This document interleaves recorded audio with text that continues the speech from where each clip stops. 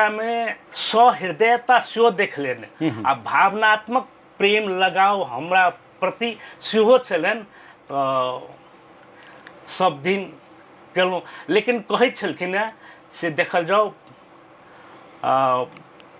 अपन जे विषय वस्तु छै पठन पाठन में कहियो अपने कहियो कमी नहीं करब, ओहिके लेल पूरा पूर्ण तैयारी भऽ कऽ क्लास लिए से पहले से हमरा शुरू में कहलखिन। आ हुनकर जे आशीर्वाद से धीरे धीरे हमहूँ प्रयत्नत होइत आगाड़ी बढ़ैत गेलहुँ, हुनकर आशीर्वाद छत्र छाया रहैत।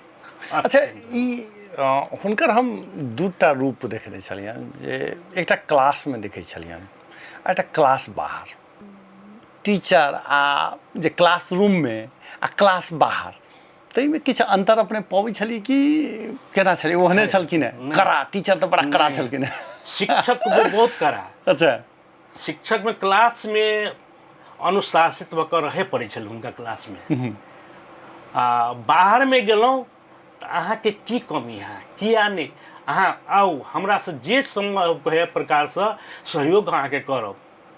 तो हुनका प्रति एकटा भावनात्मक सब प्रति के ओहिना रहे, सब पढ़े, सब नीक से नीक बने, हमरो से नीक बने, से हमरा बजैत रहे छलखिन हैं। जी जी, से एकटा भाव हुनका छलनि।